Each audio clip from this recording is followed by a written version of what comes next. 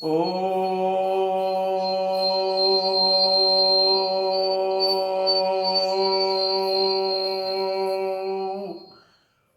सहना भवतु सहनौ भुनक्तु सह वीर्यं करवावहै तेजस्विनावधीतमस्तु मा विद्विषावहै। ॐ शान्ति शान्ति शान्तिः। हरि ओम श्री गुरुभ्यो नमः।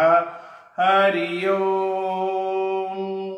ओम शुक्लां ब्रह्म विचार सार परमा आद्यां जगत व्यापिनीं वीणा पुस्तकधारिणीं अभयदां जाड्यान्धकारापहां हस्ते स्फाटिकमालिकां विदधतीं पद्मासने संस्थितां वन्दे तां परमेश्वरीं भगवतीं बुद्धिप्रदां शारदां बुद्धिप्रदां शारदां। ओंकार बिंदु संयुक्तं नित्यं ध्यायन्ति योगिनः कामदं मोक्षदं चैव ओंकाराय नमो नमः। ओम सदाशिव समारंभां शंकराचार्य मध्यमाम् अस्मदाचार्य पर्यन्तां वन्दे गुरु परंपराम्। ओम सच्चिदानंद रूपाय विश्व उत्पत्ति हेतवे त्रापत्रय विनाशाय श्रीकृष्णं वयं नमः। श्रीकृष्णं वयं नमः। परम कृपाळु जगत नियंता जगदीश्वરના ચરણોમાં પ્રણામ કરી નમન કરી પ્રણિપાત કરી વંદન કરી નમસ્કાર કરી પ્રાર્થના કરી વિનંતી કરી વિનવણી કરી પ્રણિપાત કરી મારી અભ્યક્ત વાણીને અભિવ્યક્ત કરવાનો નમ્ર વિનમ્ર ભાવે પ્રયાસ કરી રહ્યો છું। પરમાત્માની અપરંપાર કૃપાથી ઠાકોરજીના આશીર્વાદથી સદગુરુની અનુકંપાથી આપણે સૌ છેલ્લા કેટલાય વખતથી શ્રી નારદ ભક્તિ સૂત્ર પર ચર્ચા વિચારણા મંથન મનોમંથન કરી રહ્યા છે। શ્રી નારદ ભક્તિ સૂત્ર ભક્તિની પરાકાષ્ઠા ભક્તિની શક્તિ ભક્તિનું સામર્થ્ય કેટલું છે કેવું છે એનું અદ્ભુત દર્શન કરાવે છે। અને આપણે નારદજી રચિત જે સૂત્રો છે જે થોડામાં ઘણું કહી જાય એને સૂત્ર કહેવાય। નાનકડું હોય પણ વિશાળ સંદેશ આપતું હોય, દિવ્ય અલૌકિક અદ્ભુત વિરાટ સંદેશ આપતું જે કંઈ પણ હોય એને સૂત્ર કહેવાય। જે મારે કર્મ માટે કંઈ પણ જાણવું હોય તો જૈમિની સૂત્રોમાં જવું પડે, મારે ઉપનિષદોના સિદ્ધાંતો સમજવા હોય અને એમાં કોઈ ગૂંચ હોય તેને ઉકેલવા માટે બ્રહ્મસૂત્રનો સહારો લેવો પડે। એમ ભારત વર્ષના બે મહાન ભક્તિ માર્ગના પ્રણેતા શ્રી નારદજી અને શાંડિલ્ય ઋષિ, નારદ અને શાંડિલ્ય ઋષિએ નારદજીએ ભક્તિ સૂત્રો કહેવાય અને શાંડિલ્ય સૂત્રો કહેવાય। આ ભક્તિ માર્ગની અદ્ભુત પરાકાષ્ઠા દર્શાવતા બંને સૂત્રો છે। અને એટલા માટે આપણે કેટલાય વખતથી વિચાર કરતા હતા નારદ ભક્તિ સૂત્રના ચોથા અધ્યાયના ભાગ 1 46મા સૂત્રમાં નારદજીએ સ્વયં શંકા ઉઠાઈ હતી। હું માત્ર ગઈ વખતની વાત યાદ કરાઈ આગળ જવાનો પ્રયાસ કરીશ। એ ચોથા અધ્યાયના સૂત્ર નંબર 46માં નારદજીએ શંકા ઉઠાઈને કહ્યું, કસ તરતી માયા। એમણે આ સૂત્રમાં શંકા ઉઠાઈ, માયાને કોણ તરી શકે? માયાને પાર કોણ કરી શકે? માયાની પેલી પાર કોણ જઈ શકે? કોઈ માયાને તર્યું છે ખરું? માયાને તરવા માટેના ઉપાય કયા? માયાને તરી જવા માટેના સાધન કયા? અરે ગીતાકારે કહ્યું છે, મમ માયા દુરતયા, મારી માયા તરવી મુશ્કેલ છે। અને જેમાંથી આ સંપૂર્ણ બ્રહ્માંડની રચના થઈ, સત્વ, રજસ અને તમસ, આવા માયાના 3 ગુણ છે. એ 3 ગુણને ઓળંગી જવા, તરી જવા, પાર થઈ જવા કોણ સામર્થ્ય છે? કસ્તરતી માયા. આહા, કોણ તરે છે? માયાને કોણ પાર કરી શકે છે? ખરેખર વાસ્તવિક રીતે માયાને પાર કરી શકાય ખરા? તો નારદજી એને સૂત્ર બતાવે છે, કરી શકાય. કોઈ પણ વસ્તુ જીવનમાં અશક્ય નથી. મુશ્કેલ હોય, અશક્ય નથી. એટલે જ ગીતાકારે અર્જુનને નિમિત્ત બનાવી અધ્યાય 6 ની અંદર કહ્યું, હે અર્જુન, એના પ્રશ્નના જવાબમાં, હે પરમાત્મા, મનને જેમ વાયુને પકડવો મુશ્કેલ છે, એમ મનને પણ વશમાં કરવું કઠિન છે, મુશ્કેલ છે. ચંચલમી મન કૃષ્ણમ પ્રમાથી બલવદ્રણમ તસ્યાહમ નિગ્રહમ મન્યે વાયુ રીવ સુદુષ્કરમ. આહા, અદ્ભુત વાત છે. જેમ માયાને તરવી કહે છે કે એને તરવું મુશ્કેલ છે, ત્યારે પરમાત્માએ કહ્યું, અર્જુન ચિંતા ન કર, અભ્યાસેન તુ કૌંતેય વૈરાગ્યન ચ ગુહ્યતે. આહા, અભ્યાસ કર. એને મનને વશમાં કરવું મુશ્કેલ 100% છે, પણ અશક્ય નથી. જેમ મનને અભ્યાસ કરવાથી વશમાં કરી શકાય છે, એમ નારદજી પણ અહીંયા સાધન બતાવે છે. ગયા વખતે સાધનો આપણે વિચાર્યા હતા. હું માત્ર યાદ કરાઈ, અધૂરી વિચાર યાત્રા મૂકી હતી, ત્યાંથી આગળ જવાનો પ્રયાસ કરીશ. નારદજીએ કહ્યું, યહ સંગસ ત્યજયતિ, જે વ્યક્તિ ભોગ્ય પદાર્થોનો ત્યાગ કરી દે છે, અર્થાત જે પરમાત્માથી વિમુખ લઈ જાય, પરમાત્માનું વિસ્મરણ લઈ જાય, પરમાત્માથી દૂર લઈ જાય, એવા સંગનો ત્યાગ કરી દે છે, એ વ્યક્તિ માયાને તરી જાય છે. નંબર 1 સાધન. બીજું સાધન કયું હતું? યહ મહાનુભાવમ સેવતે, જે મહાનુભાવ અર્થાત ગુરુ એની સેવા કરે છે, શુશ્રૂષા કરે છે. મહાનુભાવમ સેવતે, અને મહાનુભાવનો અર્થ મેં બહુ વિસ્તારપૂર્વક સમજાય. આપણે ઘણી વખત બોલીએ છીએ આ મહાનુભાવ પધાર્યા છે. મહાનુભાવ એટલે કોણ? મહા અનુભવ, જેની પાસે મહાન અનુભવ છે, એવો છે એ મહા અનુભવ છે. જેણે પોતે પરમાત્માની અનુભૂતિ કરી છે અને અન્યને કરવા માટે સામર્થ્યવાન છે, એ મહાનુભાવ છે. આહા, મહાન અનુભવ. એવું કોઈ તત્વ છે, સત્વ છે, જેને પરમાત્મા તત્વનો અનુભૂતિ કે એને સ્વીકાર કર્યો છે, અનુભૂતિ કરી છે પરમાત્માની, એવો મહાન અનુભવ છે. એવો મહાનુભાવ અર્થાત જે સ્વયં તીર્ણ પરાંતરે તેઓ સદગુરુ છે, એનું શરણું જેને લીધું છે, એને સેવા કરી, એને પ્રસન્ન કરીને પ્રશ્ન પૂછે છે, મહાનુભાવ સેવતે, એ માયાને તરી જાય છે. કારણ કે ગુરુ કૃપા હિ કેવલમ, ઈશ્વર કૃપા, ગુરુ કૃપા, શાસ્ત્ર કૃપા અને આત્મકૃપા, 4 કૃપા મેં તમને સમજાઈ હતી. આગળ કહે છે નંબર 1, જે સંગ ત્યજી દે છે, અર્થાત પરમાત્માથી વિમુખ લઈ જાય, એનો સંગ ત્યજે, એ માયાને તરી જાય. નંબર 2, મહાનુભાવ સેવતે. નંબર 3, નિર્મમો ભવતી, અર્થાત કોઈ પણ વસ્તુમાં મમત્વ નથી. આ મારું છે એવો ભાવ જેનામાં નથી. મારું છે, અને જો મારું છે એને કંઈ થશે તો મને દુઃખ થશે, મારું છે એને કંઈ થયું તો મને અંદરથી દ્વેષ થશે. એટલે રાગ અને દ્વેષ મારા પરાની ભાવનામાં છુપાયેલા છે.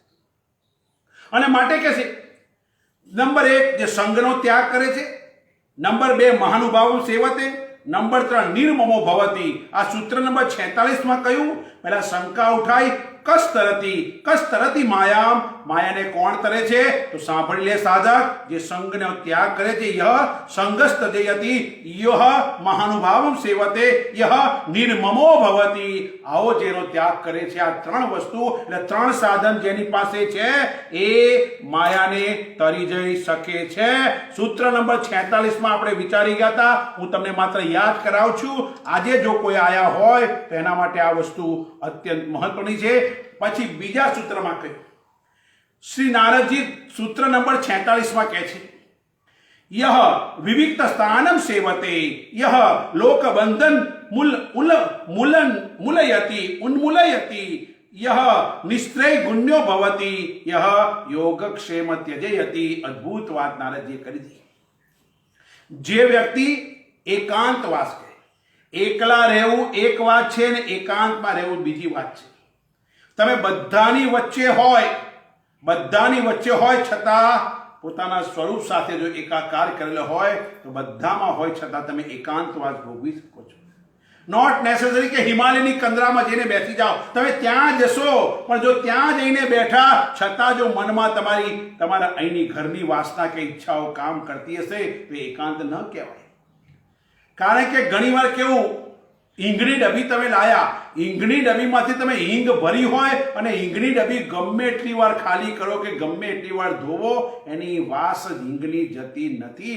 એમ વિચાર કરવાનો, ગમે ત્યાં જાઓ, પણ જો એ જેમ હિંગની ડબ્બીમાં ભરેલી હિંગ ખાલી થઈ ગયા, એને 10 વખત ધોયા પછી પણ વાસ જતી નથી, એમ જો તમે એકાંતમાં અર્થાત હિમાલયની કંદરામાં જઈને બેઠા હોય છતાં પણ જો તમારા મનની અંદર રાગ, દ્વેષ, કામ, ક્રોધ રૂપી કચરો ગયો ન હોય તો ગમે ત્યાં તમે બેસો, તમે ક્યારેય કલ્યાણ થઈ શકશે નહીં. એટલા માટે કે યહ વિવિક્ત સ્થાનમ સેવતે, પોતે પોતાના સ્વરૂપમાં એકાકાર કરીને પછી ગમે ત્યાં રહેતો હોય, જંગલમાં હોય, વનમાં હોય, મહેલમાં હોય કે ગમે તે જગ્યા હોય, પોતે પોતાના એકાંતમાં સ્થિત રહે છે. આવો જે વ્યક્તિ છે એ માયાને તરી જાય છે. યહ લોકબંધમ ઉન્મલયતિ, અર્થાત જે વ્યક્તિ જગતની આસક્તિઓ છે, મોહ છે, એને ઉન્મલન અર્થાત એને ઓળંગી જાય છે, એની પેલે પાર થઈ જાય છે, એવો જે વ્યક્તિ છે એ માયાને તરી જઈ શકે છે. અર્થાત જે જગતની આસક્તિઓનો ઉન્મલન કરી નાખે. નંબર 5, જે વ્યક્તિ, નંબર 6, જે ગુણોની ઉપર ચડી જાય. અહીંયા કયા ગુણો? નિશ્ચય ગુણ્ય ભવતી. તો કયા ગુણો? માયાના સત્વ, રજસ અને તમસ, આ ત્રણેય ગુણોની પેલે પાર થઈ જાય, એને ગુણાતીતસ ઉચ્યતે. ગીતાના 14મા અધ્યાયમાં જેમ વાત કરી, એ વ્યક્તિ છે એ ત્રણ ગુણોને ઓળંગી જાય અને એ જ ગુણાતીત કહેવામાં આવે છે. ત્રણેય ગુણોને ઓળંગી જાય છે. એને મોહ કોઈનામાં નથી, દ્વેષ નથી, ઉદાસીન સ્વયંમાં સ્થિત છે, માટી, પથ્થર, સોનામાં એને સમાન દેખાય છે. સર્વમાં સમાન ભાવ, કોઈ વસ્તુમાં એને ભેદ નથી. અને એવો જે વ્યક્તિ છે, તમને પેલી રાંકા બાંકાની વાત ખબર છે, ઘણી વખત શ્રવણ કરી. એ પતિ પત્ની જાત્રાએ જતા હોય, પતિ પત્ની જાત્રાએ ચાલતા ચાલતા જતા હતા અને રસ્તામાં પતિએ જોયું આગળ સોના મોરો પડી છે, સોનાના કકડા પડ્યા છે. એને થયું કે પાછળ મારી પત્ની ચાલતી ચાલતી આવે છે, અમે તીર્થ યાત્રાએ નીકળ્યા છે, વૈરાગ્યથી ભરપૂર છીએ, પણ જો મારી પત્ની સોનું જોશે તો સોનામાં આસક્ત થશે, એ સોનું લેશે ને એનું મન સોનામાં જશે તો એની યાત્રા નિષ્ફળ થશે.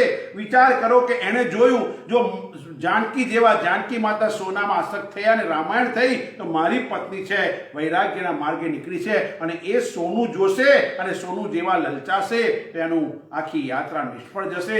તો એણે એના પતિએ જેમ જેમ આગળ ચાલતો જાય એ સોના મોરો પર માટી નાખતો જાય, એટલે એને ઢાંકતો જાય. સોનું ઢંકાતું ગયું. આમ બંને ચાલતા ગયા. ધર્મશાળામાં જઈને જ્યાં રહેવાનું હતું ત્યાં પહોંચ્યા. પતિ પત્ની ત્યાં પહોંચ્યા છે.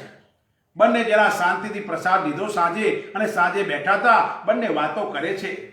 ત્યારે પત્ની કહે છે, નાથ, આજે તમે શું કરતા હતા? ક્યારે?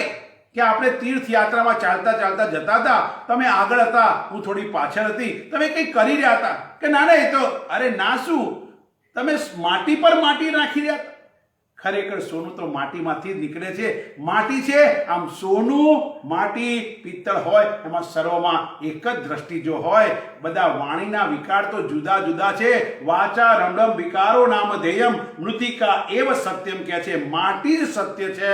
જેમ નામ આકાર જુદા જુદા હોય, ઘડો હોય, ઈંટ હોય, નળિયા કે કોડિયા હોય, એમ કહે છે અહીંયા ગાડી માટી હોય, પથ્થર હોય, સોનામાં સમાન દ્રષ્ટિ રાખવાનો છે.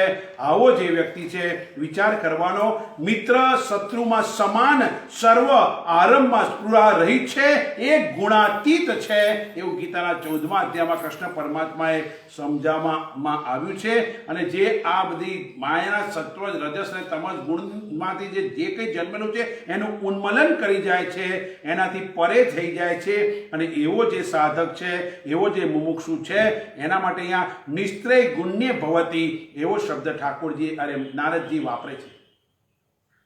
સાધકને સમજાવે છે. એ સાધક તારે માયાથી તરવું હોય ને તો આ વસ્તુ, આ સાધન તો જોઈશે.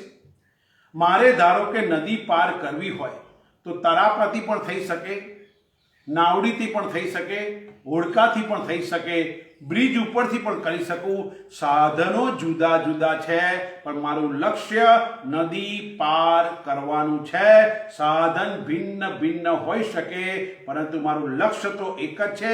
એમ નારદજી કહે છે માયાને તરવી હોય એક સાધન ના થઈ શકે તો બીજું બતાવે, બીજું ના થઈ શકે તો ત્રીજું લક્ષણ, ત્રીજું ના થઈ શકે તો ચોથું લક્ષણ, ચોથું ના થઈ શકે તો પાંચમું. આમ 12 સાધન નારદજી આપણને સમજાવે છે. આપણે 6 સુધી વિચાર કર્યો તો 7મું સાધન અદ્ભુત વાત કરે છે. 7મા સાધનમાં કહે છે યોગક્ષેમમ ત્યજયતિ. 47મા સૂત્રમાં 4, 5, 6 અને 7 4 સાધન બતાયા. શું કહ્યું તું? યહ વિવિક્ત સ્થાનમ સેવતે યહ લોકબંધમ ઉન્મૂલયતિ. નંબર 3 નિસ્ત્રય ગુણ્ય ભવતી. અને જેની પર આપણે ચર્ચા કરવાની યોગક્ષેમમ ત્યજયતિ. અદ્ભુત વાત કરનાર. યોગ અને ક્ષેમ જે આપણી પાસે છે અને જે આપણી પાસે નથી એ બધાનો ત્યાગ કરે છે. એનો નથી તો એનો ત્યાગ કરવો સરળ છે, પણ જે છે એનો પણ ત્યાગ કરે છે. કેમ? કારણ કે ઠાકોરજીના ભરોસે પોતાનું જીવન સોંપી દે છે. અને એટલા માટે અહીંયા ગાડી કહે છે કે એ યોગક્ષેમમ અર્થાત અપ્રાપ્તની પ્રાપ્તિ અને પ્રાપ્તિની રક્ષા માટેનો પણ ત્યાગ કરી દે છે. આમ વિચાર કરવાનો અહીંયા નારદજી આપણને અદ્ભુત સૂત્ર સમજાવે છે. યહ કહે છે કે યોગક્ષેમ ત્યજયતિ. વિચાર કરવાનો, વસ્તુઓની પાછળ પાછળ ભાગીને એનો સંગ્રહ કરવો એને યોગ કહેવાય. કોઈ વસ્તુનો યોગ, આપણે યોગ શબ્દ કેવો? ભાઈ આજ તો તારો સંજોગ થઈ ગયો કે આપણે મળી ગયા, તારો યોગ થયો, મળ્યા. કોઈ આપણે કોઈ પરિચિત વ્યક્તિ આપણે વર્ષો પછી મળે, ભાઈ આજ તો તારો યોગ થઈ ગયો, બહુ આનંદ થયો, તું મળી ગયો. આપણે શબ્દની મહાનતા સમજતા નથી. શબ્દ કયા ટાઈમે ક્યાં કેવા વાપરીએ આપણને આવડતું નથી. અને અહીંયા કહે છે વસ્તુઓ પાછળ, પદાર્થો પાછળ આપણે દોડમ-દોડ કરીએ અને એનો સંગ્રહ કરીએ. એ મળે એટલે એનો સંગ્રહ કરીએ. જતી ના રહેતો આપણું મોટા ભાગનાનું જીવન જુઓ તમે. દર દિવાળીમાં ઘરની સફાઈ કરીએ, માણસો બહારથી પૈસા આપીને બોલાવીએ, માણસ આવે, ઝાપટઝૂપ કરે, માળિયામાંથી વસ્તુઓ નીકળે, ઝાપટી પાછી માળિયામાં ચડે, બીજી દિવાળીએ પાછી નીચે, પાછી ઝાપટી. એમાંથી યાદ કરો એમાંની કેટલી વસ્તુ આપણે વાપરીએ છીએ. ના પણ કે કામમાં લાગશે, પણ ક્યારે આખા વર્ષમાં તો એ માળિયામાં ચડ્યા નહીં કે માળિયામાં શું છે એ ખબર નહીં, પણ દર દિવાળીએ કાઢવાનું, સાફ કરવાનું, પાછું સંઘરવાનું, પાછું ચડાવવાનું, પાછું ઉતારવાનું. એમાં ને એમાં જીવનના વર્ષો પસાર થઈ જાય. અને પછી ધીરે શું થાય, પેલા દાદા બાને એવું હોય કે ચલો બધું સંઘરી રાખો, કામ લાગશે. છોકરાઓ જેવા દાદા બા ગયા એ બધું ગયું, ભમેડામાં જશે. તરત ભંગારવાળાને બોલાવીને જતું રહ્યું. અમને ખબર છે કે ઘણી સારી સારી ચોપડીઓ, દુર્લભ ચોપડીઓ જેના ઘરમાં હોય છે, ઉપનિષદોની એટલી બધી અદ્ભુત ચોપડીઓ. હું મુંબઈમાં એક જણના ઘરમાં હતો. અને સુભાષિત કેટલી આટલી જાડી ચોપડી હશે, 1500 પાનાની ચોપડી. સુભાષિતકાર હતી, સુભાષિતો હતી બધી, એકથી ચડિયાતી સુભાષિતો. તો ત્યાં આગળ પેલો પસ્તીવાળાને બેન આપતા હતા. મેં કહું બેન આ ચોપડી જોવા દેજો. તો મેં જોઈ, અંદર દુર્લભ સુભાષિત હતી, એટલી સુંદર ચોપડી હતી. મેં કહ્યું બેન આ ચોપડી મને કે પેલા એ કીધું કે મારા જવાદોના ચોપડીનું વજન 10 કિલો થાય છે, 5 કિલો થાય છે, મારે ભંગારમાં અરે મારે પસ્તીમાં જશે. 5 રૂપિયાની તો ચોપડી, તમે વિચાર કરો, 5 કિલોની ચોપડી 25 રૂપિયામાં, પણ એની અંદરનું જ્ઞાન એને ક્યાં ખબર પડે. મેં કહ્યું બેન હું આ ચોપડીને તમે કહેશો એટલા પૈસા આપી આ ચોપડી મને આપો, કે મારા લઈ જાઓ મફતની, અમારા દાદા વખતની પડી રહી છે. વિચાર કરો, આપણે કામની નથી પણ સંગ્રહી રાખીએ છીએ વસ્તુનો સંગ્રહ. અને એટલા માટે એની પાછળ ભાગીએ, આખું જીવન પસાર થઈ જાય. પણ એક વસ્તુ કહું સાહેબ, આપણે એને ભોગવી શકતા નથી. નથી અન્ય ભોગવી શકતા. હું તો કાયમ માટે કહું, ભોગવે એ ભાગશાળી. તમારી પાસે જે હોય ને અહીં ને અત્યારે ભોગવી લો યાર, પતી ગયું. બાકી તમે કહું પછી કરીશ. ઘણી વાર જો અમે ક્યાં હોય તો લાડુ બાડુ બનાવે કે પછી હું ખાઈશ, ચલો રહ્યા દે હાજે ખાઈશ, ત્યાં જ કોઈ મહેમાને ડબ દઈને ખાઈ ગયા, તમે રહી ગયા. વસ્તુ એના કરતા ખાઈ લે તો બપોરે જ ખાઈ લે ના, સાંજે ખાઈશ. સાંજે ખાઈને કોઈ આવી ગયું તો પછી શું થશે? પ્રિય વસ્તુ જતી રહી, એનું દુઃખ રંજ રહ્યા કરશે, એટલે દુઃખ થશે. તો અહીંયા કહે છે યોગ અને ક્ષેમ જે છે એનો પણ ત્યાગ, અને જે નથી એનો તો ત્યાગ જ છે. એટલે અહીંયા ગાડી બહુ સ્પષ્ટ વસ્તુ આપણને સમજાવે છે. અને એટલા માટે અહીંયા કહે છે વસ્તુઓનો સંગ્રહ કરો અને પછી એની કુશળતા પાછી વસ્તુ એવી ને એવી રહે એના માટેનો પ્રયાસ કરીએ છીએ. એને ક્ષેમ કહેવાય. શુભ આપણો જો વિચાર કરો, આપણા જીવનનો આખો ટાઈમ જો સવારથી ઉઠ્યા ત્યાંથી સાંજ સુધી એક જ વસ્તુ માટેનો આપણો પ્રયાસ રહેતો હોય છે. ભાઈ આ વસ્તુ મળે છે, ભાઈ આને કંઈ થવું જોઈએ નહીં. અને ઘણીવાર આપણે એવી ડબ્બો લાયા, ડબ્બા મૂકીને કીધું, છોકરાઓને કીધું, જો ભાઈ આને કોઈ અડતા નહીં, આને કંઈ કરતા નહીં. તો તમે જો તમારું છોકરું એ જ વસ્તુ પાસે જશે, શું હશે. અને આજ આપણને નહીં, રાજા પરીક્ષિતને આવું થયું હતું. મહાભારતના યુદ્ધ પછી અને બધું એક મુગટ હતો, સોનાનો મુગટ. એ સોનાનો મુગટ એક પેટીમાં મૂક્યો હતો. યુધિષ્ઠિરને બધાએ પરીક્ષિતને કહ્યું, ભાઈ આને અડતો નહીં, આને કદી ખોલીશ નહીં. એને કતુહલ થયું, એને એ વસ્તુ ખોલી, અંદર સોનાનો મુગટ હતો. અને એ મુગટ વિચાર કરો જરાસંઘનો હતો. જેવો પરીક્ષિત રાજાએ મસ્તક પર પધરાયો ને પધરાવતાની સાથે એની બુદ્ધિ ભ્રષ્ટ થઈ. અને આપણને ખબર છે શમીક ઋષિનો શ્રાપ આવ્યો અને વિચાર કરો મતિ ભ્રષ્ટ થઈ ગઈ. એટલા માટે એક બહુ સ્પષ્ટ કહે છે મોંઘામાં મોંઘી વસ્તુ મેળવવા દોડધામ. જો આપણા જીવનનું કેવું છે, મોંઘામાં મોંઘી વસ્તુ મેળવવા દોડધામ. એ મળી ગઈ. ધારો કે કોઈ બેન હોય, મારે દાગીનો કરાવો નથી, એટલે એને માટે પડે. હવે ધારો કે 15-20 તોલાનો દાગીનો કરાયો સોનાનો, હવે થયું શું? પાછો એને સાચવવા માટેની મોકળ. એને સાચવવા માટે કોઈ લઈ જશે, એના માટે નહીં દોડતા. એની મહેનત, આમ વિચાર કરવાનો, સોનાનો હાલ, પછી હીરાના હાલ, પછી એને સાચવવા માટે ઘરમાં લોકર લાવવાનું, કાં બેંકમાં લોકર ખોલાવવાનું. અને એટલા માટે અહીં કહે છે કે પરમાત્માની કૃપાથી યોગ અને ક્ષેમનો જે પરિત્યાગ કરને વાલા છે, આ બંનેનો ત્યાગ કરે. સાચવવાની ઝપાટ નહીં અને લેવાની પણ નહીં. અને એ જ વ્યક્તિ માયાને તરી જાય છે. આમ અદ્ભુત રીતે વાત કરે છે. અને પરમાત્માએ ગીતાકાળે તો સૂત્ર આપ્યું હતું, પણ છતાં આપણે ગીતાકાળનું સૂત્ર સમજ્યા નથી. ભગવાને આપણને અભય વચન, ભગવાને ગીતામાં ઘણા અભય વચન આપ્યા છે. પરમાત્માની કૃપાથી આ સલંગ આ ધનારક ચાલુ થશે 14 તારીખથી. 14 તારીખથી શરૂ થઈ, 14મી ડિસેમ્બરથી શરૂ થઈ, 14મી કે 15મી ડિસેમ્બરથી, 15 ડિસેમ્બરથી 15 જાન્યુઆરી 1 મહિનો ધનારક કહેવાય. એમાં કોઈ લગ્ન આદિ ક્રિયા ન થાય, પણ ઠાકોરજીના માટેની કે તમે પરમાત્મા માટેની સત્કાર્ય કરો કે કંઈ પણ કરો તો એ કાર્યનું ફળ અદ્ભુત મળે, દિવ્ય મળે છે. અને એટલા જ માટે 14મી તારીખે ગીતા જયંતિ છે. 14 તારીખે ગીતા જયંતિ છે. અને ગીતા જયંતિના દિવસે, ગીતા જયંતિ પરમાત્માની કૃપા જુઓ, ગીતા જયંતિના દિવસે બપોરે 2 વાગ્યાથી લઈ સાંજે 6 વાગ્યા સુધી ગીતાનું પારાયણ અમદાવાદમાં એક જગ્યા ઉપર રાખ્યું છે. 18 અધ્યાયના 700 શ્લોક બોલવાના. ત્યાર પછી 15 તારીખથી 15/12/2021 આ મહિનામાં ત્યાંથી શરૂ કરીને 23/12/2021 સુધી સંપૂર્ણ ગીતા દર્શન ઉપર મારું આ જ રીતે ઝૂમ એપના માધ્યમથી તમે પ્રવચન જોઈ શકશો. હું જાહેરમાં બોલવાનો છું અમદાવાદમાં. ત્યાં મારું પ્રવચન છે. બપોરનો સમય છે, 4 થી 6 નો ટાઈમ છે ત્યાં આગળ. તો બપોરે 4 વાગ્યાથી 6 વાગ્યા સુધી જો તમારે ગીતાનું શ્રવણ કરવું હોય તો 9 દિવસ સુધી, અર્થાત 9 દિવસ સુધી, એટલે 15 તારીખથી 23 તારીખ સુધી ચાલવાનું છે. એ પત્યા પછી વિચાર કરો કે 24 તારીખે પાછું એક જગ્યાએ ગીતાનું પારાયણ છે. અને ગીતાનું પારાયણ પતી જશે પછી 25 તારીખથી થઈ અને 2 જાન્યુઆરી સુધી વિચાર કરો અમદાવાદમાં મણિનગરમાં પાછા 18 અધ્યાયનું સમરી ગીતા દર્શન પર રોજનું 1.5 થી 2 કલાક પ્રવચન છે. પરમાત્માની અપરંપાર કૃપા જો સલંગ 18 દિવસ 18 અધ્યાયની ઉપર 2 વખત બોલવાનું છે, એકવાર નહીં. અને ગીતાનું પારાયણથી શરૂઆત થશે અને ગીતાના પારાયણથી અંત આવશે. અને વિચાર કરો કયા મહિનામાં? એ મહિનો છે માક્ષર મહિનો. ગીતાના અધ્યાયમાં ભગવાને કહ્યું કે હું આ જે 12 મહિના છે, મહિનામાં હું માક્ષર મહિનો હું છું. એમાં ગીતાનું શ્રવણ થવાનું છે. અને એટલા માટે એવા ગીતાકારે અભય વચન આપ્યા. કેટલા અભય વચન? નમે ભક્ત પ્રણશ્યતિ, મારા ભક્તનો વિનાશ નથી.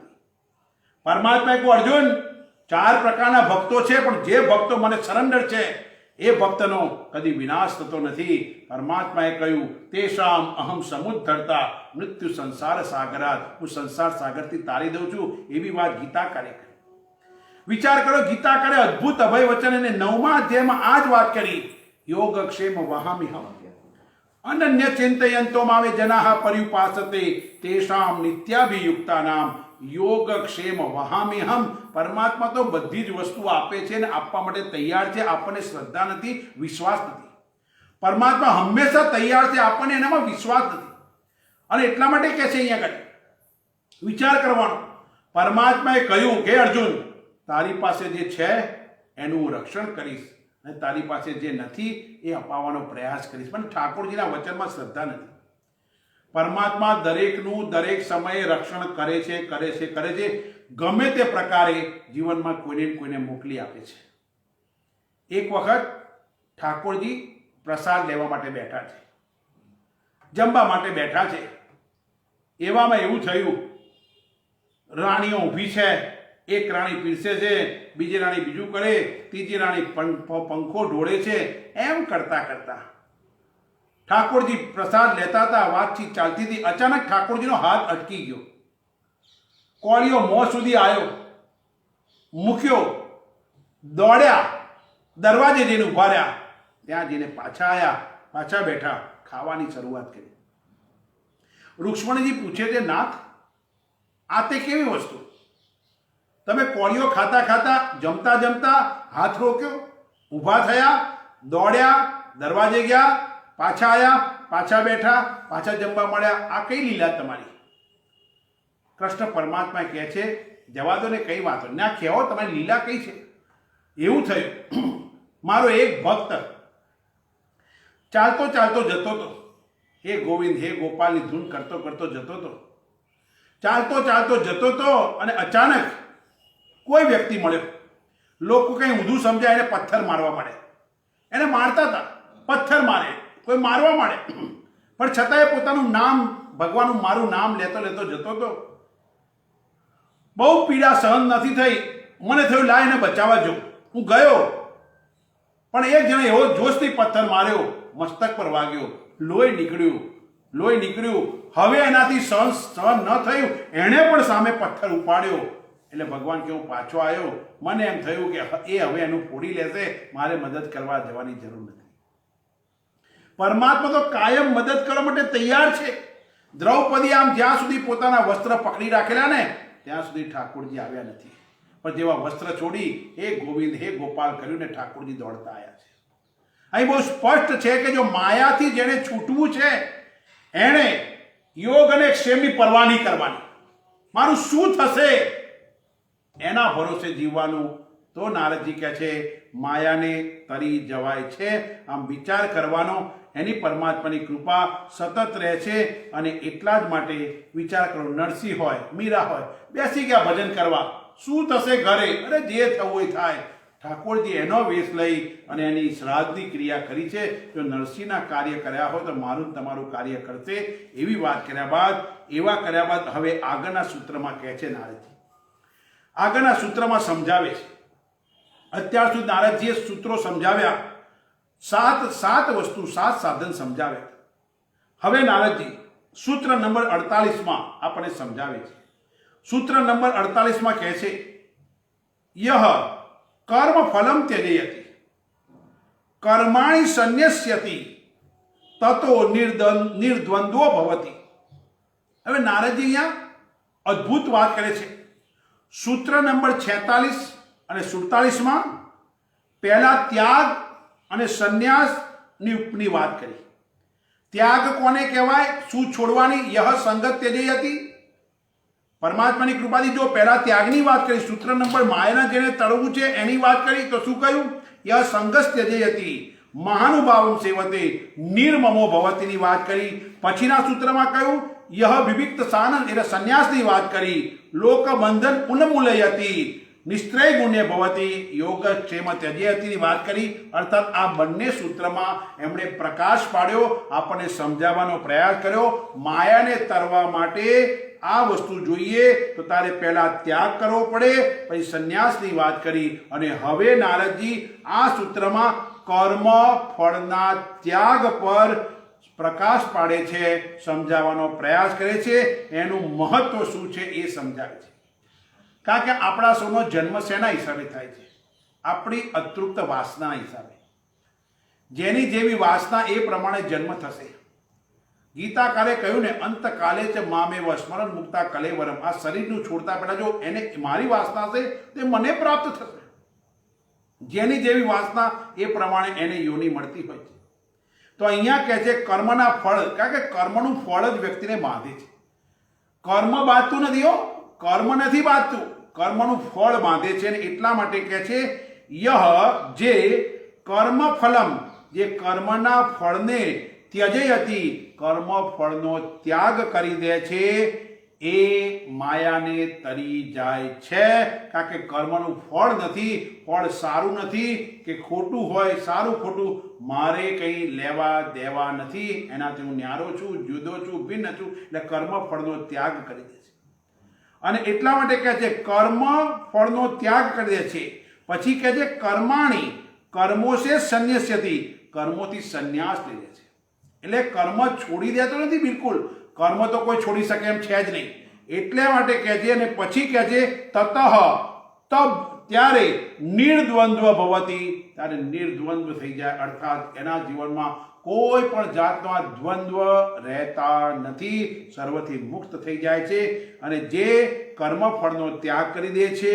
નંબર 8 9 જે અહંકાર યુક્ત એટલે હું કરું છું એવા કર્મોનો ત્યાગ કરે છે એ નિર્દ્વંદ્વ થઈ જાય છે. આવી વાત કર્યા બાદ સમજાવે છે કર્મો ફળનો ત્યાગ. અર્થાત અહીંયા શાબ્દિક અર્થ નહીં લેવાનો. કર્મ ફળનો ત્યાગ કયા? અને તમે ગીતા જો શ્રવણ કર્યું એમાં આવે છે, અદ્ભુત વાત કરી. કર્મણી એવ અધિકાર, બીજા અધ્યાયમાં કહ્યું કર્મણી એવ અધિકાર મા ફલેસુ કદાચન. હે અર્જુન, તારો અધિકાર માત્ર કર્મ કરવામાં છે, ફળમાં નહીં. ફળ તો મારે આપવાનું છે. કેવી રીતે આવશે એ તારે નહીં, તારે માત્ર કર્મ કરતો જા. કર્મ કર, સકામ કર્મ કરી, જેવું કામના સાથેનું કર્મ તને એવું ફળ મળશે. તું કોઈનું અહિત કરવાવાળું કર્મ કરે તો અહિત તો તારું પણ થવાનું. અને બીજી વસ્તુ કહું, લોકોએ કહ્યું કર્મફળનો ત્યાગ, કર્મફળનો, એટલે કર્મ નથી છોડવાના. કર્મ કઈ કોઈ છોડી શકે તેમ નથી. કયું કર્મ છોડી દેવાનું? આંખથી જોવાનું કર્મ છોડી દેશો? કાનથી સાંભળવાનું? ચલો બે વસ્તુ, આંખો કાનમાં પૂમડા ભરાઈ દો, આંખો બંધ કરી દો. મોડું ખાવાનું કર્મ બંધ કરી દો. કયું કર્મ? શું મનથી વિચાર બંધ કરી શકાશે? નહીં. બુદ્ધિના નિર્ણય બંધ કરી શકાશે? નહીં. કયું કર્મ બંધ કરી શકાય? કોઈ કર્મ બંધ કરી શકાય તેમ નથી. અને એટલા માટે અહીંયા ઘડી કહે છે માત્ર ખોખલા શબ્દો નહીં પકડવાના. અહીંયા ચોખ્ખી વસ્તુ કહે છે કર્મનો ત્યાગ એટલે કર્મ છોડવાની વાત નથી. કર્મ કોઈ છોડી શકે તેમ નથી. કૃષ્ણ પરમાત્માએ કહ્યું છે. શું કહ્યું ગીતામાં?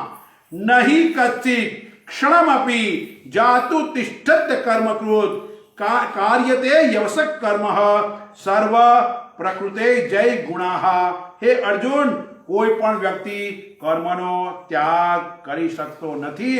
પ્રકૃતિથી ઉત્પન્ન થયેલા ગુણો વડે પરવશ થઈને માણસ કર્મ કરે છે. દરેક માણસમાં સત્વ, રજસ અને તમસ ગુણ છે. સવારના પોરમાં આપણામાં સત્વગુણ વધારે હોય એટલા માટે સેવા, પૂજા, ધ્યાન, નિધિધ્યાસન આદિ ક્રિયા આપણે કરીએ છીએ. જેમ જેમ દિવસ ચાલુ થાય એમ આપણામાં રજસ ગુણ વધુ થાય એટલે પ્રવૃત્તિ વધે છે. અને સાંજના ટાઈમે તમસ એટલે આપણને આળસ ચડે. એ તમસ ગુણનું કાર્ય છે. અને એટલા માટે કહે છે કોઈ પણ કર્મનો ત્યાગ નહીં કરવાનો. તો શું કરવાનું? કર્મ કરો ઈશ્વરાર્પણ બુદ્ધિથી પરમાત્મા દ્વારા થાય છે, પરમાત્માના દ્વારા થાય છે. એ ભાવે કરો પ્રસાદ બુદ્ધિથી. જે કર્મનું ફળ મળશે એ ઠાકોરજી તારી કૃપાથી સ્વીકારશે. સારું ખોટું કંઈ પણ મળે, પરમાત્મા માટે કર્મ હું હે પરમાત્મા તારા માટે કરું છું. મારી નજર જાય, આંખ મારી જ્યાં જાય એ પરમાત્મા તારું મને રૂપ દેખાય છે. હે પરમાત્મા મારા કાનથી તારું શ્રવણ કરીશ, લોકોની નિંદા નહીં સાંભળું. અને એટલા માટે કહે છે કર્મ છોડી શકાય તેમ નથી. કર્મની અપેક્ષા વ્યક્તિને દુઃખી કરે છે.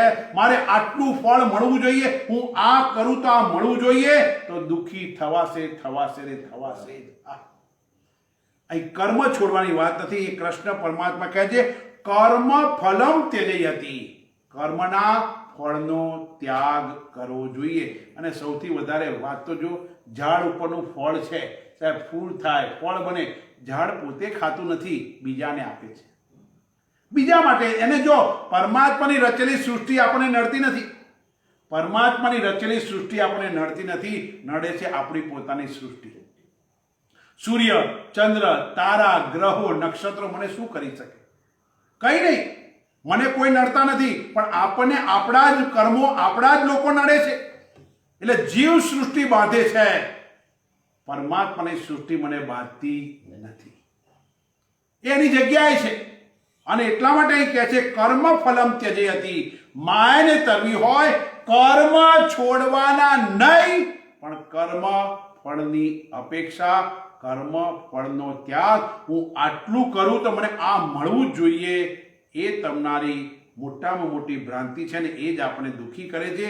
તે આવો વ્યક્તિ જે ફળની અપેક્ષા રાખે એ વ્યક્તિ કદી માયાને તરી શકતો નથી. એટલા માટે કાયમ કહીએ છીએ ને કર્મફળ.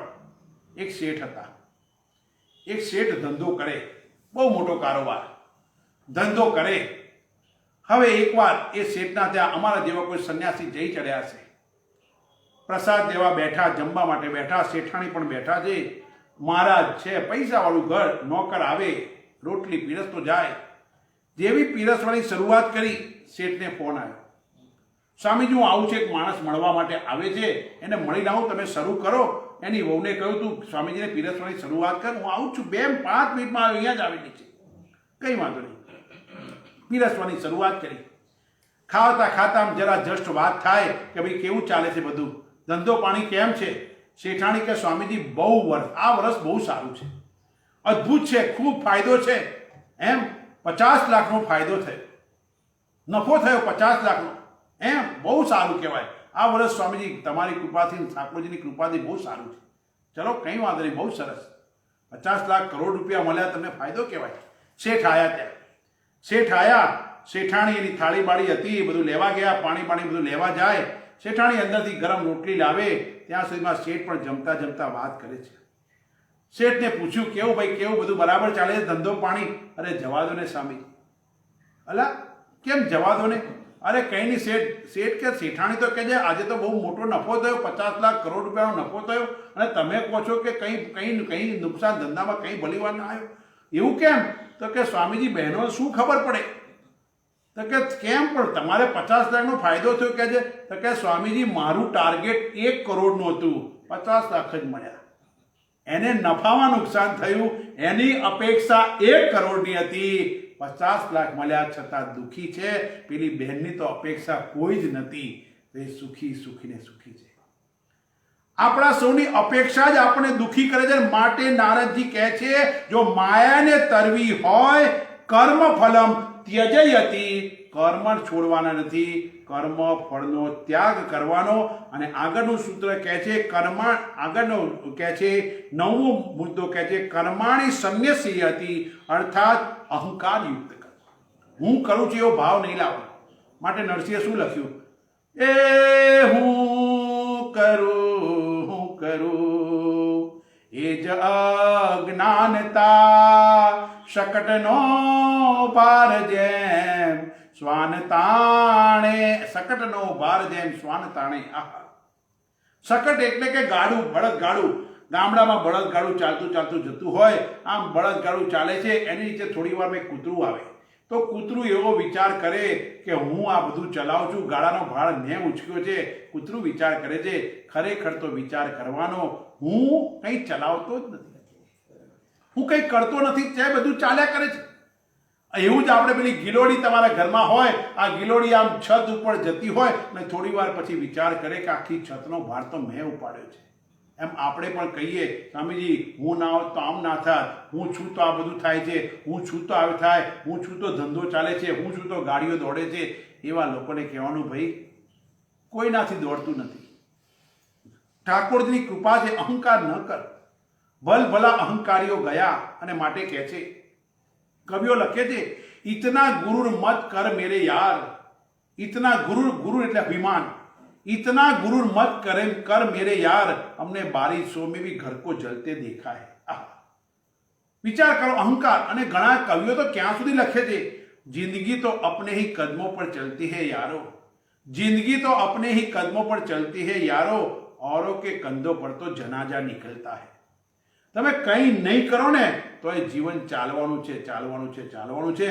પણ આપણે કહીએ છીએ કે મારા વગર કશું થતું નથી, હું બધું કરું છું, હું કરું છું. અહીં નારદજી કહે છે, અહંકારયુક્ત કર્મોનો ત્યાગ કરી દેવાનો. ઘણી વાર તો આપણે શેક્યો પાપડ ભાગવાનું બી સામર્થ્ય રહેતું નથી ને આપણે કે બધું હું કરી શકું છું.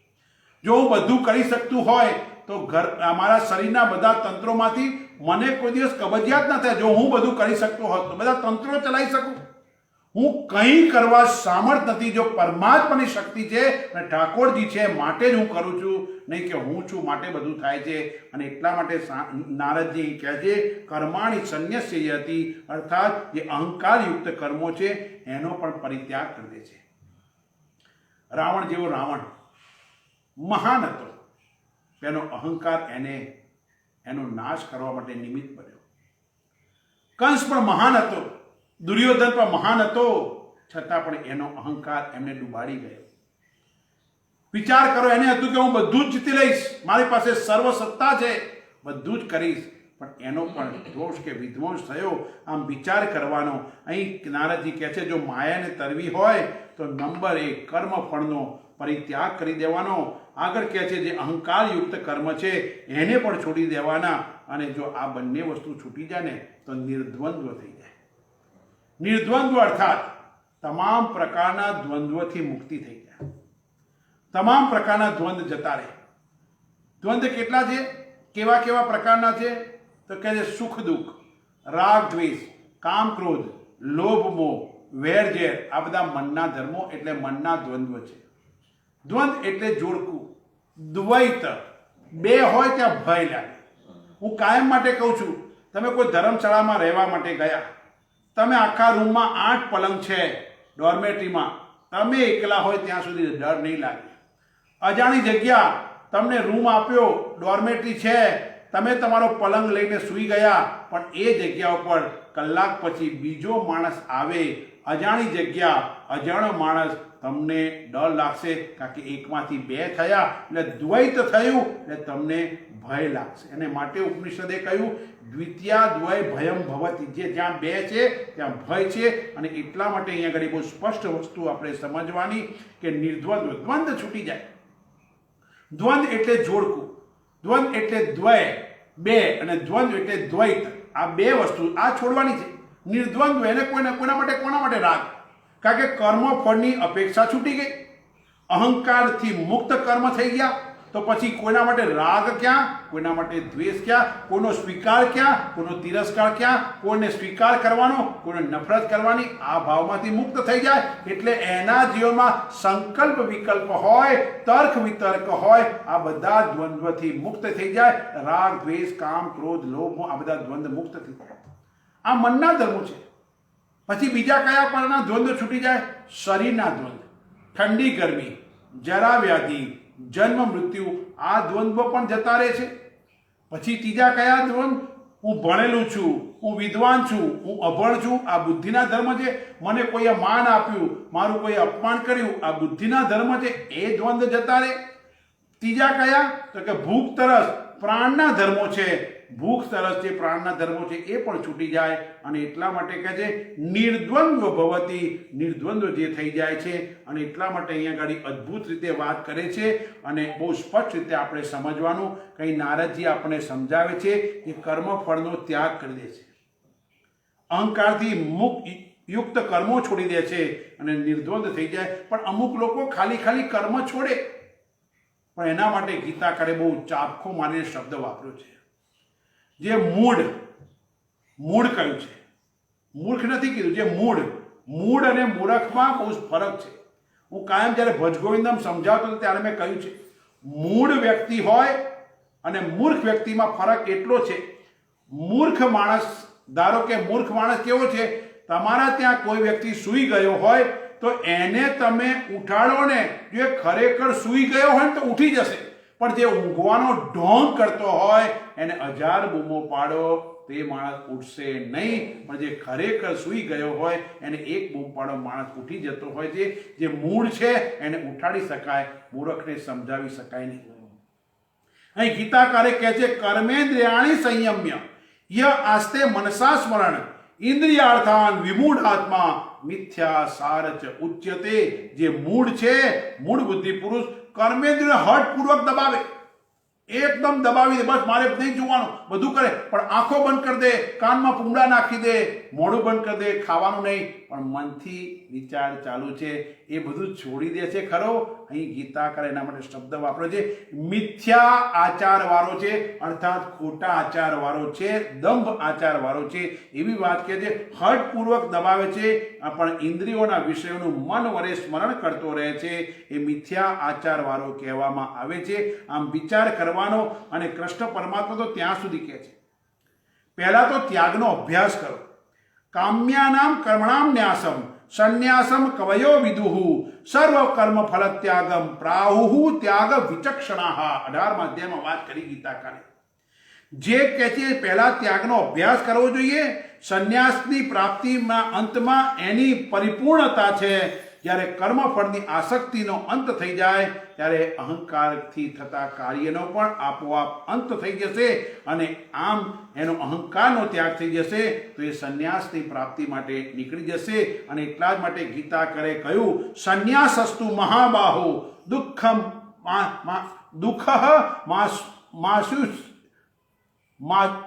દુઃખ માયુષમ અતોગત. હે અર્જુન, જે મનુષ્ય પોતાની ક્ષમતાની અનુસાર કાર્ય કરતો રહીને કર્મફળની આશા નથી રાખતો, એ પ્રાણી ત્યાગ કરી અને પોતે ધન્યતાને પ્રાપ્ત થાય છે, નિર્દ્વંદ્વ થઈ જાય છે. હે અર્જુન, નિષ્કામ કર્મયોગ વિના કર્મોના ન્યાસરૂપી સંન્યાસ પ્રાપ્ત કરવો એ દુઃખ રૂપ જ છે. કર્મયોગ વાળો મુનિ કે સંન્યાસી થઈને જલ્દી બ્રહ્મને પામે છે.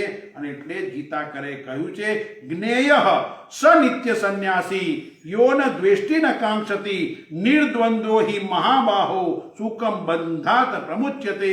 જે પુરુષ દ્વેષ કરતો નથી, કારણ કે કર્મફળ છૂટી ગયું, દ્વેષ કરતો નથી ઈચ્છતો, સદા સંન્યાસી જાણો, કેમ કે સુખ દુઃખમાં રાગ દ્વેષ વિનાનો તે સુખપૂર્વક બંધનથી મુક્ત થાય છે.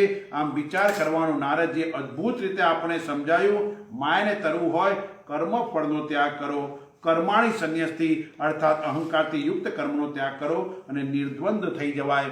તો આગળના સૂત્રમાં કહે છે અદ્ભુત રીતે 46, 47, 48 સૂત્રમાં આપણને 10 સાધન બતાવ્યા માયાથી તરવા માટે. હવે ચોથા અધ્યાયના ભાગ 2 ની અંદર 49મા સૂત્રમાં આપણને સમજાવે છે. બીજા બે સૂત્ર કહે છે, બીજા 2 સાધન બતાવે છે. યહ વેદાંત અપી સંન્યસ્યતિ કેવલમ મિચ્છાનું અનુરાગમ લભતે. અર્થાત જે વેદોને પણ અપી સંન્યાસ ત્યાગી એને છોડી દે છે, કેવળ અવિચ્છન અનુરાગમ અખંડ અનુરાગ પ્રાપ્ત લભતે પ્રાપ્ત કરે છે. જે વ્યક્તિ શાસ્ત્રોને પણ છોડી દે છે, પણ ક્યારે સમજવાનું, શાસ્ત્રો ક્યારે છોડાય? જ્યારે તમામ વસ્તુ સમજી લીધી હોય પછી શાસ્ત્રો નકામા છે. પણ જ્યાં સુધી સાચી વસ્તુ નથી સમજ્યા ત્યાં સુધી શાસ્ત્રો જરૂરી છે. કઈ વસ્તુનો સંદર્ભ ક્યારે સમજવો એ બહુ સ્પષ્ટ છે. અહીંયા વેદોને છોડવાની વાત નથી, પણ સમજાઈ ગયું. હું સત છું, ચિત્ત છું, આનંદ છું, એક છું, અદ્વૈત છું, નિરાકાર છું, પૂર્ણ છું. મને સમજાઈ ગયું કે મારો જન્મ નથી, મને અસ્ત્ર કે શસ્ત્ર નડી કે અડી શકે તેમ નથી. નૈનમ ચિંદાતી શસ્ત્રાણી નૈનમ દહતી પાવક. આ મેં સમજી લીધું. પછી જરૂર નથી, કારણ કે શાસ્ત્ર એક સાધન છે. સાધન સાથે યાત્રા ન થઈ શકે. નદી પાર કરવા માટે હોડી સાધન છે, પણ નદી પાર થઈ ગયા પછી હોડી છોડવી પડે. હોડીને માથે લઈને ફરાય નહીં, સાથે લઈને ફરાય નહીં. એમ નદી પાર કરવા હોડી સાધન છે. વાંસ કૂદકામાં વાંસ જ્યાં સુધી હાઈટ પર ના પહોંચીએ ત્યાં સુધી એ વાંસ સાધન છે. પછી વાંસને છોડી દો તો જ તમે પેલી બાજુ કૂદી શકાય તેમ છે. એમ વાંસ કૂદકામાં વાંસ સાધન છે. તમારે મકાન બનાવવું હોય તો ધાબુ ભરવા માટે પેલા લાકડાના ટેકા જરૂરી નહીં, બલકે આવશ્યક છે. પણ જ્યારે ધાબુ પોતે પરિપક્વ થઈ જાય પછી ટેકા હટાવી લેવા પડે. જ્યાં સુધી મન અશાંત છે, ચંચળ છે, ત્યાં સુધી સેવા, પૂજા, આરાધના, શાસ્ત્રનું ભજન, કીર્તન જરૂરી છે. પણ એકવાર ખબર પડી જાય પછી આપોઆપ બધું છૂટી જતું હોય છે. એ દ્રષ્ટિકોણથી અહીંયા કહે છે શાસ્ત્રો જરૂરી નહીં, આવશ્યક છે. પણ શાસ્ત્રનું તત્વ સમજાઈ ગયા પછી શાસ્ત્રો નકામા થઈ જાય, અર્થાત એને છોડી દેવા જોઈએ. કારણ કે સાધન છે. પરમાત્મા સાધન નિરપેક્ષક સત્ય છે. અને એટલા માટે અહીંયા આગળ કહે છે જે વેદોના શાસ્ત્ર પછી એની વસ્તુથી મુક્ત થઈ જાય છે અને આગળ અવિચ્છિન્ન ભક્તિ પ્રાપ્ત થઈ જાય છે. અને જે પરમાત્માને જાણી લે ને પછી એને વિધિ વિધાનથી મુક્ત થઈ જાય. એને આ કરવું કે આ ના કરવું એ પહેલા માટે જરૂરી છે, પણ એકવાર બધી વસ્તુની પ્રાપ્તિ થઈ ગઈ પછી આપોઆપ સર્વ છૂટી જવું જોઈએ. અને એટલા જ માટે સાધન છૂટી જવા જોઈએ. શાસ્ત્ર પણ એક સાધન છે અને જ્યાં સુધી સાધનનું આલંબન હોય ને ત્યાં સુધી વ્યક્તિ આગળ જઈ શકતો નથી. ધારો કે તમે કોઈ જગ્યાએ ગયા, ગાડી લઈને ગયા, હવે ગાડીમાં તમને પાર્કિંગ મળ્યું નહીં, તો પાર્કિંગ ના મળે, સાધન છે, હવે તમે એને ત્યાં મૂકીને જાઓ તો પોલીસવાળા ઉપાડી જાય. સ્કૂટર હોય તો ઉપાડી જાય. એટલે શું કરે, બે ભાઈ તું અહીંયા ઉભો રહે, બેમાંથી હું જરા મારું કામ પતાને આવું. હવે જોડે સાધન છે એટલે આપણને બંધન છે. પણ ધારો કે આપણે કોઈ બીજી રિક્ષામાં ગયા, રિક્ષા ગઈ, ઉતરી ગયા, પછી કોઈ ટેન્શન ખરું કે મારી ગાડી કોઈ લઈ જશે કે મારું આ લઈ જશે? સાધન છોડી દીધું. પણ સાધન સાથે હશે ત્યાં સુધી તમામ પ્રકારની મુશ્કેલીઓ છે. પણ સાધન છૂટી જતા દરેક અહીંયા આગળ બહુ સ્પષ્ટ વસ્તુ સમજાવે છે શાસ્ત્રની જરૂર ક્યાં સુધી. શંકરાચાર્ય વિવેક ચોડામણી બહુ સરસ વાત કરી છે. કહે છે સાધનની જરૂર. ધારો કે કોઈ વ્યક્તિ 5મા ધોરણમાં ભણતો હોય તો 5મા ધોરણનો ભણતો હોય, પરીક્ષા આવી અને પરીક્ષા પૂરી કરી લીધી પછી એના માટે 5મા ધોરણના પુસ્તકો કામના નથી. અર્થાત એણે ભણી લીધા, 5મું ધોરણનો પાસ કરી, પછી 5માના ચોપડા એના માટે કામના નથી. પણ જ્યાં સુધી 5મું પાસ નહોતું કર્યું ત્યાં સુધી એ ચોપડા એના માટે જરૂરી છે. શાસ્ત્ર 2 જણ માટે છે.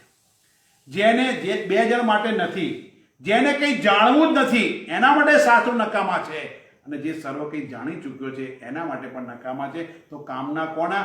જ્યાં સુધી આપણે બધી વસ્તુ સમજ્યા નથી ત્યાં સુધી શાસ્ત્ર સમજવા જોઈએ, જાણવા જોઈએ. અને એટલા માટે અહીંયા આગળ અદ્ભુત રીતે નારદજી સમજાવે છે.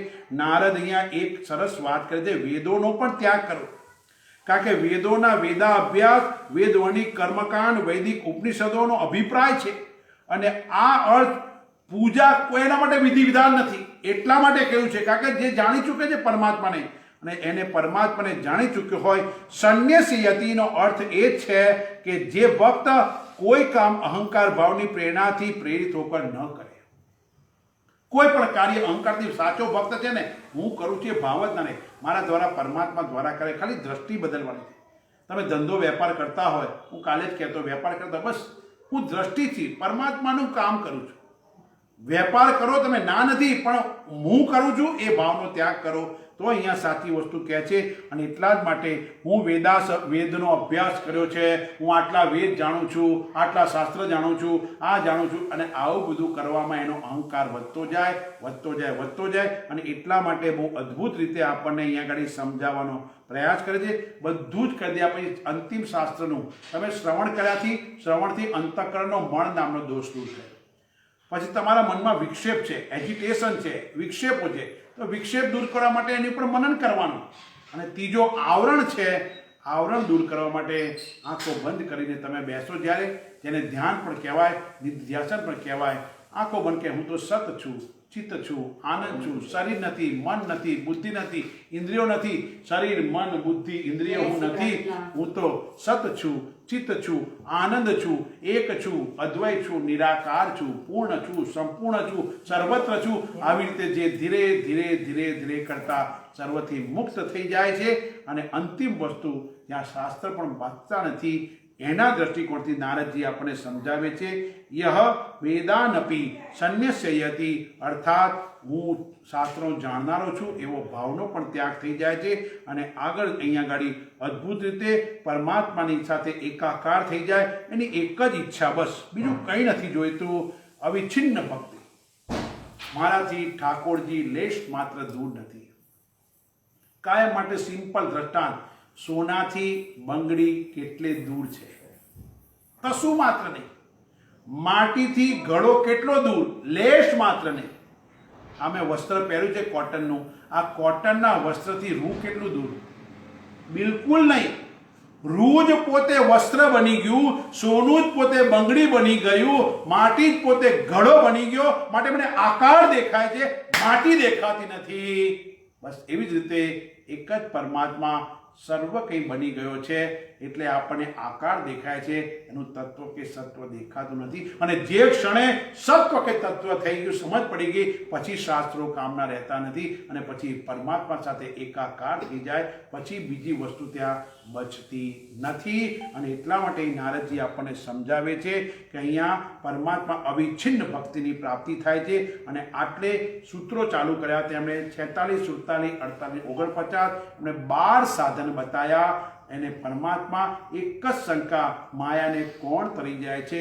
તો 12 પ્રકારના સાધન બતાવ્યા. આમ વિચાર કરો, 12 શરત 46, 47, 48 આની અંદર બતાવી છે. અને છેલ્લે વિચાર કરો, આની અખંડ સતત વિચાર કરો. તમે પાણીની ધારા કરો કોઈ જગ્યા ઉપર તો એ તૂટક થશે, પણ તમે ઘી કે તેલની ધારા કરો, ચીકણી હોય ને, એ સતત પડ્યા કરશે, એક ધારી પડ્યા કરશે. અને એટલા માટે કે તમે એક ધારું ચિંતન, હું સત છું, ચિત્ત છું, આનંદ છું. શંકરાચાર્યજી કહે છે સજાતીય વૃત્તિ પ્રવાહ વિજાતીય તિરસ્કૃતિ. અને આ જ વાત રમણ મહર્ષિજીએ કહી, આર્જ ધાર્યા શ્રોતસા સમમ સલ ચિંતનમ વિરત પ્રામ. સતત ચિંતન, મનન, મનોમંથન કરવાથી ભગવાનની પૂર્ણ પ્રકારની ભક્તિ પ્રાપ્ત થશે ને થશે. એવી નારદજી કહે છે ભગવાનની પૂર્ણ ભક્તિ, એની સાથે એકાકાર થવું હોય તો 12 નિયમ જે કયા, એનો અભ્યાસ તથા એનું પાલન કરવું પડશે. તો જ માયાથી છૂટી જવાશે. એ જ વાત કરી. અને અંતે એની ફલશ્રુતિ કહે છે યહ 50મું સૂત્ર, સહ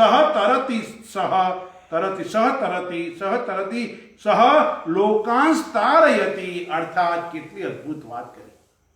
જે આ 12 સાધન જેની પાસે આવી ગયા, તો એના માટે કહે છે એ તરી જાય છે. શું તરી જાય છે? શંકાથી માયાને તરી જાય છે. અને પરમાત્મા સાથે એકાકાર થઈ જાય છે. પાછે એવું નથી, એકલો નથી. જો આ ઋષિમુનિ રચના જો, એકલો તરતો નથી. સ્વયં તીર્ણ પરાંતરાથી પોતે તર્યો છે, એટલે બીજાને પણ, અર્થાત કહે છે સહ લોકાંશ તારયતિ, એ બીજા લોકોને પણ તારે છે. એના સંપર્કમાં, સંસર્ગમાં, સન્નિધિમાં જેટલા લોકો આવે એ બધાને પોતાને જે અનુભૂતિ થઈ એમાં એ તારતો જાય. આમ વિચાર કરવાનો. તરતી શોકમ આત્મવિદ, છાંદોગ્ય ઉપનિષદમાં જ કહેલું છે. અને વિચાર કરવાનો, પૂર્ણ ભક્તિની પ્રાપ્તિ કર્યા બાદ સાધક, ભક્ત, મુમુક્ષુ તરી જાય છે. અવશ્ય માયાની પેલે પાર જતો રહે છે. અને આવા 12 નિયમ નારદજીએ શંકા ઉઠાયથી માયાને તરે છે કોણ? તો એવા શંકાને એના 12 શરતો બતાવી. યહ સતરતી એ પોતે તો તરે છે. ઋષિ મુનિની રચના અદ્ભુત છે. એકલા નથી ખાતા. કોઈ પણ વસ્તુ એકલા નહીં, અન્ય માટે. આપણે ઉપનિષદનો મંત્ર બોલીએ છીએ, ઓમ સહના ભવતુ સહનૌ ભુનક્તુ સહ વીર્યમ કરવાવહૈ તેજસ્વીના. અર્થાત સહ એટલે બે, મારા એકલાનું નહીં, સામે જે છે મારા સંપર્કમાં મારી સરિધીમાં જે છે એનું પણ કલ્યાણ થાવ. સહવીર્યમ, અમે બંને સામર્થ શક્તિ પરમાત્માને જાણવા માટેની મેળવી શકીએ. હે પ્રભુ, અમારા બંનેનું, ગુરુ અને શિષ્ય બંનેનું પાલન પોષણ એક સાથે થાય. આહા, હે પરમાત્મા, અમારા બંનેની તેજસ્વીતા એક સારી બની શકે, એટલે બંને વસ્તુ તરી શકે. એટલા માટે અહીંયા કહે છે પોતે તો તરી જાય છે પણ અન્યને પણ તારે છે. તમે જો ભારત વર્ષના કેટલા બી કોઈ બી શાસ્ત્ર જુઓ, પોતે સમજો હોય તો જ બીજાને સમજાવી શકે. મને જો તરતા આવડતું હોય તો હું નદીમાં ડૂબતા માણસને બચાવી શકું. સ્વયં તીર્ણ પરાંતારે હતી. એમ નારદજીએ શંકા ઉઠાઈતી, પોતે જ ઉઠાઈ. આ સંતોનું એક આગવું લક્ષણ છે, પોતે શંકા ઉઠાવે અને પછી એનું સમાધાન પણ એ આપે છે. દર્દ પણ આપ્યું, દવા પણ એને મોકલાઈ. જેમાં કોરોના કાળમાં દર્દ આવ્યું તો વૈજ્ઞાનિકના મનમાં મારા ઠાકોરજીએ દવા કેવી રીતે બનાવી એની બુદ્ધિ પણ ઠાકોરજીએ જ આપી. દર્દ પણ એને મોકલ્યું, દવા પણ એને મોકલી અને આપણે દુઆ કરી આપણે સૌ તરી જઈએ. અહીંયા બહુ સ્પષ્ટ વસ્તુ કહે છે, સહતરતી સહ લોકાંશ તારયતિ, પોતે તરે અને અન્યને પણ તારે. આ જ મહાનતા છે. એકલા નહીં, બધા સંતો જો, ઠાકોરજીનું કાર્ય જો, પોતે તો કર્યું પણ બીજાને પણ તારે. એનું એક કાર્ય અન્યના કલ્યાણ માટે છે અને પૂર્ણ ભક્તિની પ્રાપ્તિ કરવા માટે, પ્રાપ્તિને તરી જવા માટે અવશ્ય માયાથી પેલે પાર થઈ રહ્યા છે. અર્થાત માયાપતિ સાથે એકાકાર થઈ જાય. પણ એક જ શરત છે, 12 જે નિયમો કયા? યહ સંગસ્ત જે હતી, સંગો દૂર, સંગનો ત્યાગ કરો. એક પછી નારદજી આપણે 12 વસ્તુ સમજાય. આમ વિચાર કરવાનો, એ માયાથી તીત થઈ જાય, માયને તરી જાય છે. કેવલ સ્વયં માયા કોઈ તરતો નથી પણ બીજા જે એના સંપર્કમાં આવે એને પણ એ તારી દે છે.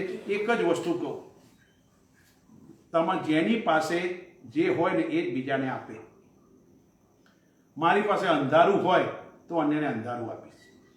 મારી પાસે કોઈની નિંદા, કુટલી કે પ્રપંચ હોય તો હું એ જ કહે. તમે જોજો, પરમાત્માની રચના જુઓ, જેને જે જોઈએ ને મળી જાય છે.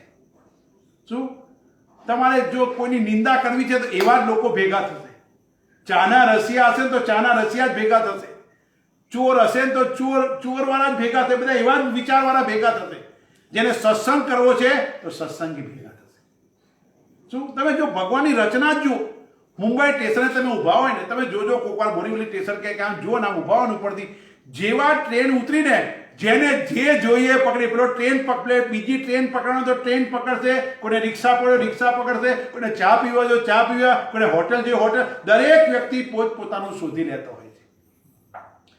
એક જ વસ્તુ કહું સાહેબ, સંગ કોનો કરવો ને એ આપણે નક્કી કરવાનું.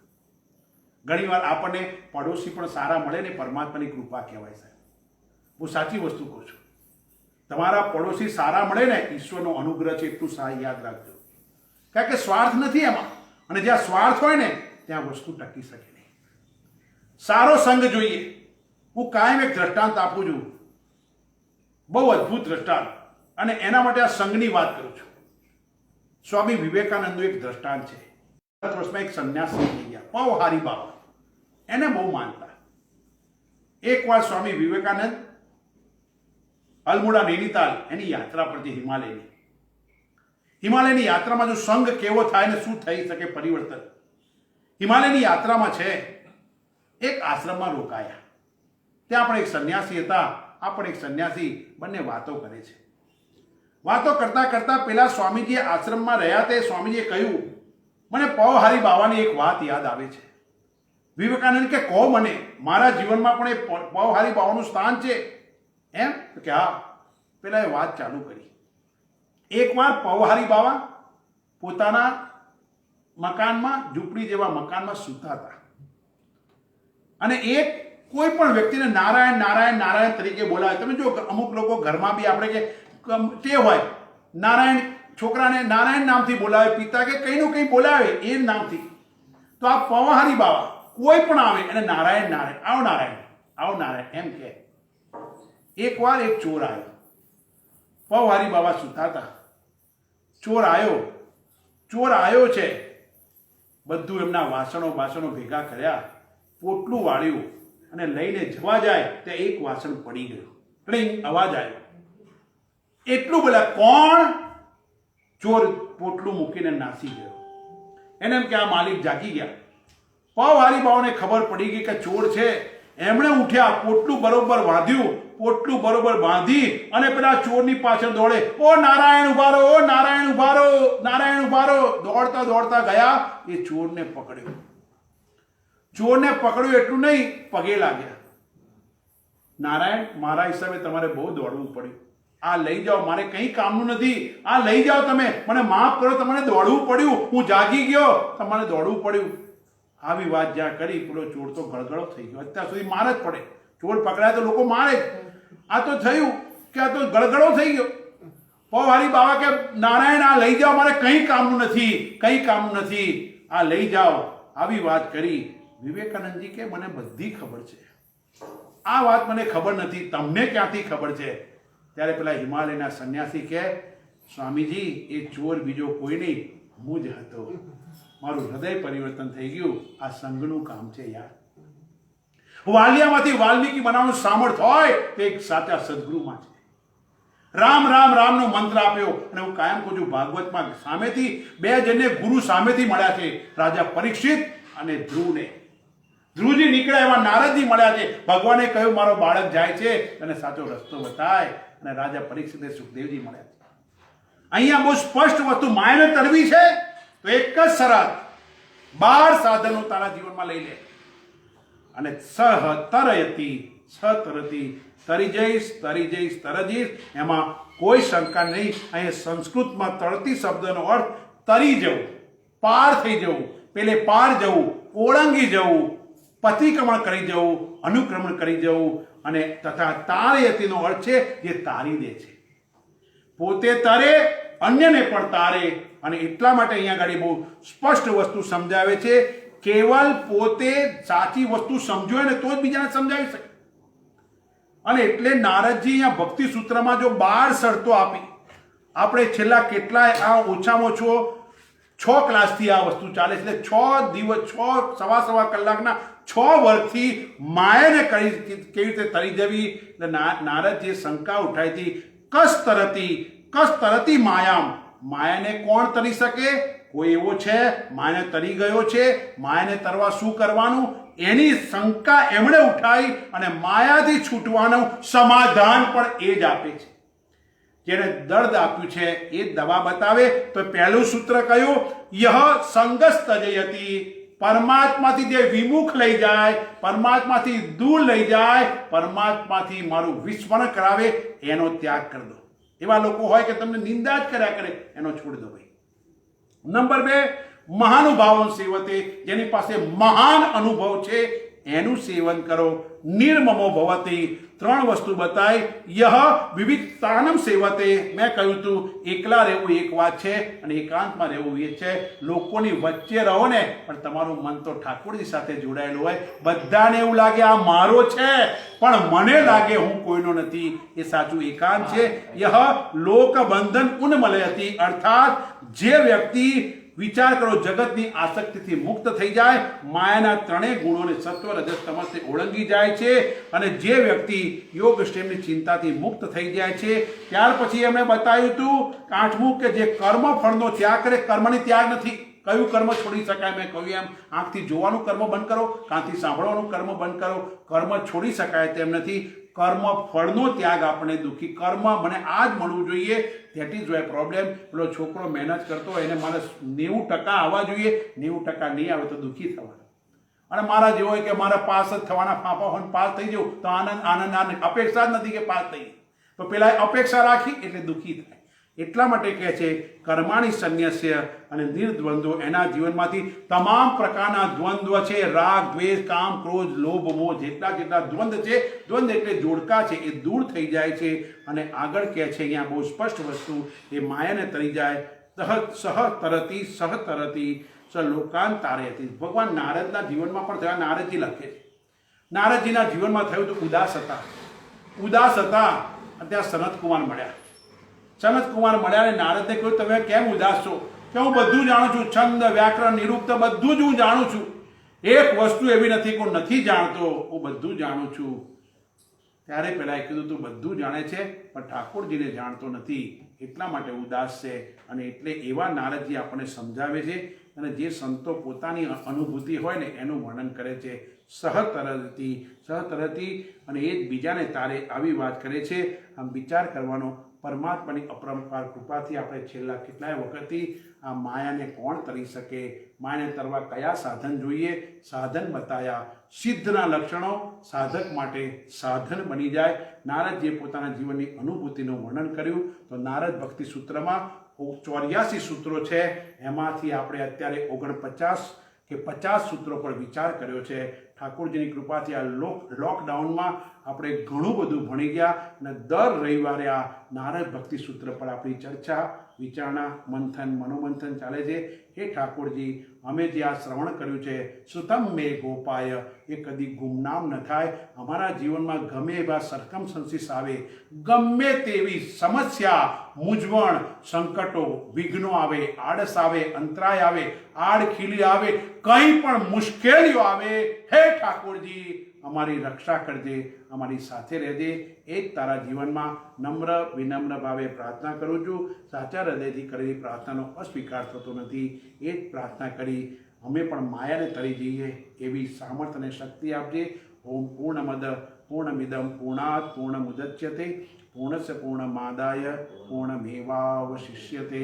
ઓમ શાંતિ શાંતિ શાંતિ.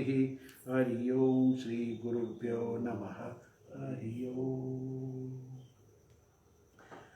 ફેસબુક પર જોનારા બધા લોકોને મારા જય શ્રી કૃષ્ણ.